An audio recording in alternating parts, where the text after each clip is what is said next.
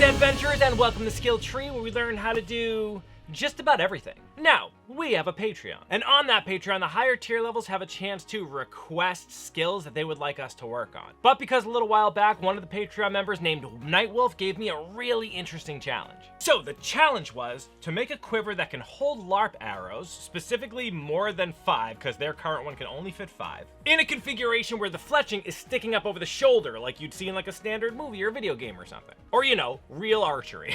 I don't know why I went for movie and video game. Real archers.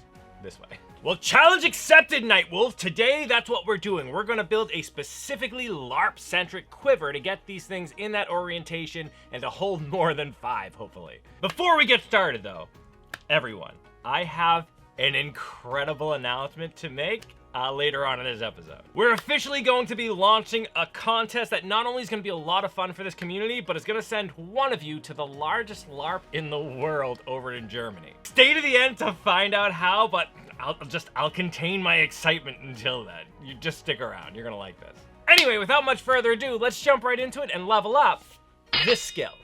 Now, like with any project that I'm just kind of pulling out of my head and requires some design elements, I'm gonna make the first bit of this out of cardboard. Having been an archer in a LARP, I really want these things to hold securely because I had a lot of problem with them falling out and kind of moving away from me while I was trying to get them. So I'm thinking like kind of a clip thing to hold them steady. So with that in mind, I used a compass to make a half round on some cardboard, then cut that out. Next, I evenly spaced marks to assess where the arrow shafts will land. Then I punched some holes at all of those marks for the shafts to slide into. I just realized now that we're on the internet and I'm talking about shafts sliding in and YouTube, you nasty. With those holes punched, I went back in with my scissors so that I can give my shaft easy access to the hole. Damn it, it's getting worse. Come on. Doing this allows my arrow to click into place and be held secure. To further test this theory, I locked a little cardboard half round onto a 1.5 foot section of wooden dowel with a larger disc in the same configuration at the bottom. Doing this allows me to lock in my arrows, fitting 7 of them together as closely as I could pack them in. In theory, this will keep the arrows well in order while bringing those knock ends close together. So I don't have to like reach around and hunt. They're all gonna fall kind of in the same place. Now that 7 arrow configuration is probably the largest I would want it to go. Any bigger than that, I feel like it's gonna take up like most of my back, right? We want this thing to stay slick, not too much larger than your standard quiver. Okay, so with that, we have the proof of concept. I can fit more than 5 arrows, which is part of the challenge, and I can have them sticking up with the nocks up. With that all figured out, Maddie and I stuck our heads together to try to figure out how this thing would look when finished, and she came up with this drawing right here. Which honestly, that's pretty slick looking. I think that's gonna be dope. But before I start cutting all my materials willy-nilly, I wanted to make another kind of prototype of this thing just out of paper. Then all those little paper pieces I can just use as the template for actually cutting my leather. So since the overall sizes of my cardboard half rounds work, I just used them to pull my measurements using a fabric tape to see how much area those little arcs actually cover. Those measurements I then transferred over onto some paper. Doing this left me with this little trapezoid shape here. I think that's a trapezoid at least. It's been a while since I went through geometry. Trapezoid, I'm sticking with it. But as you can see, it fits exactly around my little cardboard discs that I made. I then also cut the shape that will act as the back, which is just the measurement of the backs of those half rounds, with an extra inch added onto each side that I folded up to help me attach the pieces together. Using those, I can just slide that front arched piece into those folds and then tape both pieces together. This will give me the general shape of the body of my quiver. Then I place that piece onto another piece of paper so that I can mark out how far those arrowheads would sit from the base. Using that measurement, I cut out this half round that was just large enough for my arrowheads to sit into and put this little wall of paper around it just to hold them steady. Then after taping that into place, I finally used some strips of paper around the edges so that I can draw out this little side sloped area coming here. This again is just to help hold those arrowheads in place and kind of give some cool design to the whole thing. I cut that shape out and then mirrored it so that I could tape them to the overall frame, completing the general shape of my quiver. With that together, I just put my arrows into position using some masking tape to hold them where the clips will end up going, just so I could see how everything lays out. And honestly, I'm really pleased with the overall look of this thing. It kind of has this really clean design and actually fits really well on my back without seeming too bulky or out of place. Okay, so now that in theory I know this design is going to work, or at least it's going to look good, I can use those pieces of paper to form my templates. That said, I do still want to use those little half-round shapes that I had made out of the cardboard at first, because I want there to be some internal rigidity to it. I don't want it just to be kind of floppy leather, right? So I started by using those cardboard discs to draw those shapes out on some 1/2-inch plywood. These I cut out with my jigsaw to give me the exact shape I needed. I cut out another one as well that will sit in the middle area here to give me just some extra support there. Finally, I used this little basket section as a template to give me a solid base just to attach everything to. And as you can see with my 2 bottom boards in position with each other, I still have enough room for all of my arrowheads to rest. I went ahead and marked where that smaller board would sit, and then applied wood glue to both pieces. After carefully positioning everything together, I then locked those pieces into place with some pin nails. Then I went ahead and stained everything a dark mahogany just so it didn't have to look like raw wood and be out of place. Once that dried, I also hit it with some polyurethane just to help everything be protected from the elements. For the rest of the piece, I'm just using my template to trace onto some 8-ounce veg tan leather, giving myself an extra 1/2 inch around all of those upright pieces. Basically, I'm envisioning this thing going together where wherever the edges meet, they're gonna meet together flat. This will give me enough space to kind of glue them up and add some rivets or whatever to keep the whole thing together. If I made them the exact size of those discs, they would just kind of barely kiss each other, and I wouldn't have a good way to have that seam be clean. With all those pieces together, I did the standard leather stuff like beveling my edges. I then wet it down so I can start tooling it. Now in tooling it, I'm actually going to be using the exact same design I used on my thief bracers here last week. Mostly because it looks really good and it's super easy. I didn't want to spend so much time on the tooling because I didn't know if this thing was going to work. But basically, I used my wing divider to make a 1/2 inch border around the whole piece. Then I went back in with my ruler at an angle and used an awl to scratch in the lines the width of the ruler. Then I simply moved that ruler, lining it back up with a previous mark, so that I can continue those lines down the entirety of the piece. Once that was all covered, I put the ruler in the opposite orientation and did the same thing. Once those lines were in place, I went back in and cut them all in with my swivel knife. This ends up giving me this really nice little quilted pattern here. To make it stick out even better, I just beveled all of my edges. That extra depth helps it actually look really quilted, kind of like a gambeson would look. That's probably one of the easiest but most kind of like posh looking tooling tricks I know. That's a really cool one. Now for colors, I kind of wanted there to be a strong contrast, so I decided to leave the edges a natural leather, as lightest I can get it. So to do that, I first loaded up a moist sponge with some Pro Resist. Using that, I can apply the resist all around my borders, which will help protect it from any other stain as I work. Next, I actually went in and added oil to the inside of this piece. This isn't a necessary step, but I found that it actually helps the stain go on a lot more evenly. You can check out my episode where I go over a bunch of staining techniques here. Once the oil was all set, I just went back in with some Kelly green, trying to get it as even as possible. Once that was dry, I hit the whole thing with a resist one more time to make sure it's protected, and then I buffed it to a nice shine. Finally, I added an antique to the whole thing to help meld all my colors together and generally give the whole piece a lot more depth. Alright, cool, so with the wood bit and the leather bit all done, we can finally start putting this thing together. Starting with the base, I marked out exactly where it will lie on my piece of leather. Then I added some contact adhesive to the back of my wood and to that area of the leather. Once it got all tacky, I was able to marry those two pieces together, forming a nice positive bond. Then I took those sides and wrapped them around that base, just so I can mark out where they land.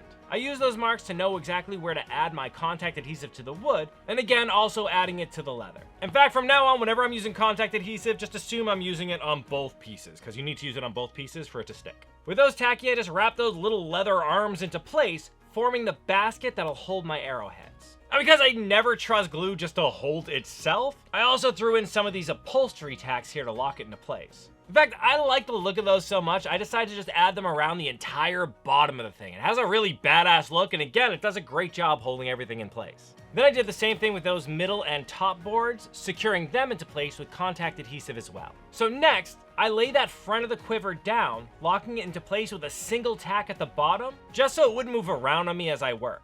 Knowing it's going to land exactly where I need it to go, I can go back in with my paintbrush to add contact adhesive to the areas where I want them to stick together. And once that's stuck on, I can see that my 1/2 inch measurements around either side are actually gonna work really well to lay down and secure everything into place. Then it was more of the same, just adding contact adhesive to the boards and on the leathers where the boards would lie, and then combining them together. Now we can really see this thing starting to come together. Again though, I never want to just trust the glue to hold everything together. So I went back in and punched holes all along those edges so that I can lay down some rivets and really lock it into place. Now there is an order of operations problem with some of these for sure. It would have been easier to do certain things before doing other ones. For example, I decided I didn't like that raw leather look on the inside. So it was at this point I went back in with a dauber and just colored all of that brown. Just would have been easier to do when it was all taken apart, that's all. Okay, so we have the general look and it's looking kind of cool right now, but it lacks any functionality, right? We need a way to hold those arrows into place. So to do that, I first cut this little template piece here just to make sure I had it sized right.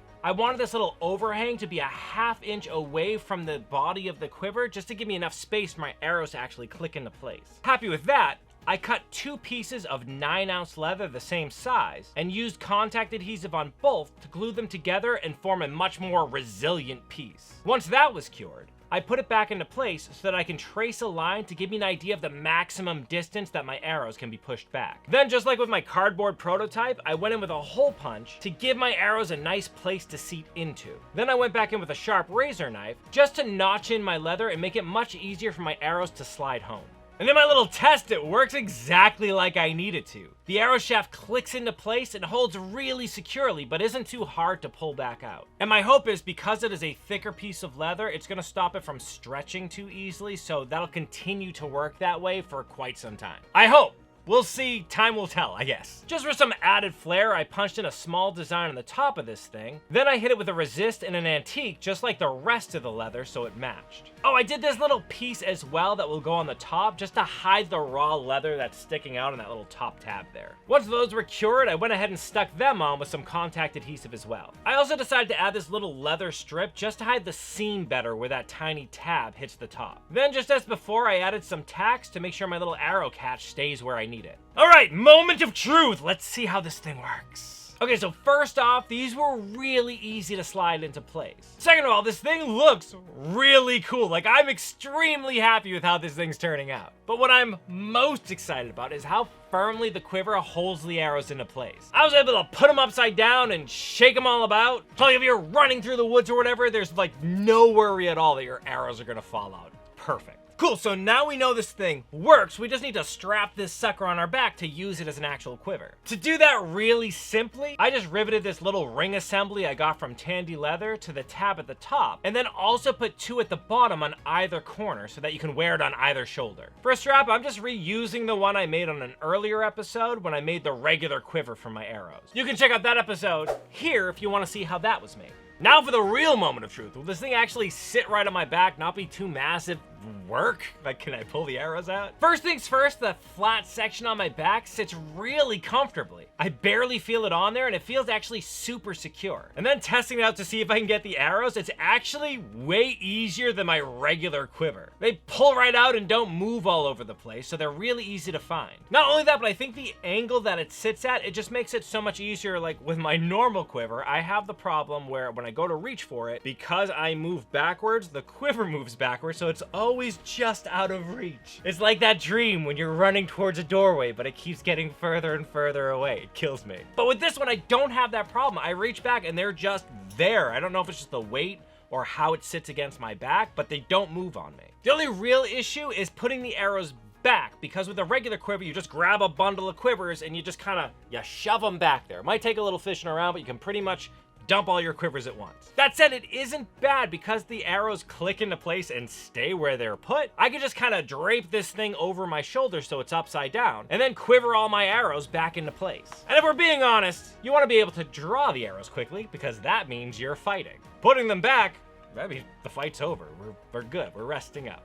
If I'm picking up arrows so I can shoot them again, I'm holding said arrows in my bow hand and I'm grabbing them and reshooting them. That's just how I operate, though. But for a downside, I'm calling that a small downside. I'm okay with it. And in practical application, again, it's so easy to reach back and grab an arrow, then load it up into my bow and take a shot just like normal. Doing this, I was able to actually take multiple shots really easily, again, without ever hunting around for my arrows, them getting stuck on each other. Everything was exactly where I needed it. I'm really happy with how this thing came out. I can confidently say we met that challenge. That being said, there is one more thing that I wanted to cover, because this whole space here is hollow, which means it's space we can use for storage.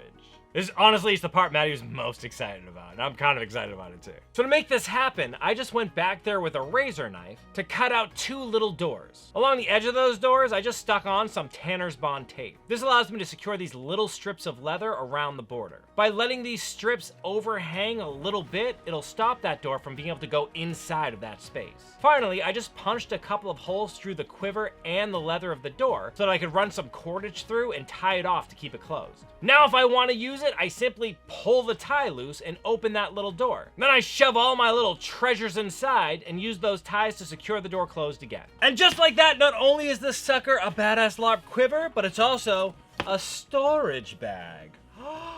You know how I love multi-purpose things. I love you so much. I'm really excited. I'm genuinely gonna use this for LARPs. And there you have it, my take on a better LARP quiver. Let me know if you have any ideas of how I could have approached this one better or a completely different design. Yeah, leave down in the comment section how you'd go about doing this type of thing. It's a really interesting challenge. Okay, I can't hold it anymore. I need to talk to you about our contest. So in an earlier episode this month, we introduced our 15% ongoing discount with Bergschneider.com. But then in talking with them, we started sharing our passions for trying to get more people into this hobby and just make it easier for you to step your first kind of toe into LARPing. So I present to you Level Up LARP! A 3-round challenge where contestants will create epic costumes using Bergschneider products. Each round is gonna have its own theme and last about 2 months. So there's gonna be like an upper body round, a lower body round, and then like a flare round. To make this even more like user-friendly to jump into, it's coming with a crazy 30% discount on all of those chosen products. You can create anything you want, the only limitation is your imagination. And again, 30% off of the products we're choosing is legit. Like, that's really good. The winners are gonna be chosen by Bergschneider at the end of each round, based on the effort and the amount of story they put into their character and their costume. 3 winners will be chosen every round, one for $25, another for $50, and then finally one for $100, all to spend on Bergschneider merch. Those winners also get a chance to win the grand prize. That is going to Germany to experience the largest LARP in the world, Conquest. That winner's gonna have their ticket, their food, their lodging, all covered by Bergschneider. And we want anyone who participates to have that chance of making kind of a full costume by the end of these things. And with that crazy 30% discount, that goes a long way, I think, to helping. We're also gonna draw a 4th wild card. They won't get any money, but they're gonna be able to have a chance for the grand prize winner at the end. The contests are also gonna have a dedicated place on our Discord, so there's gonna be like community around, people sharing what they've made, other people there to help if you have any problems while you're making your costume. The point of this is just to have fun as a community, to help and inspire each other to get into it. Find the link in the description below for more information, like all of the rules and everything, and how to actually sign up for it. And aside from all that, it's actually a good way to support this channel because we do make a small percentage off of some of those things. I cannot wait to see what you all come up with. I'm really excited for this. Now, I hope you liked this episode. If you did, why don't you give me some of that like it love, and don't forget to subscribe so you know when I release new content. In the meantime, though, keep leveling up, you. You made it to the end screen. YouTube loves it when you do that. That is one great way to support this channel. Another great way is to join these people's noble ranks. These are our Patreon members, and honestly, they keep this place running. In fact, let's give a special shout out to our newest high tier Patreon members, Aristocat, Chomp on This, Slade, and our uber Patreon member, Thomas Mebe, or Mebin. Thomas, you are like incredible with how much you're supporting this channel. Thank you so much. Special thanks to you. That took me by surprise, not gonna lie. If you want to support what we do here on this channel, consider joining our Patreon, link in the description below. Another great way to support us is by watching more of our content, which YouTube thinks you'd like, right over here. Either way, we appreciate you. This one's for you. Maddie, Can you believe we have a 30% discount with Bergschneider? It's so dope. And we might go to Germany. Germany. Never had Wiener Schnitzel.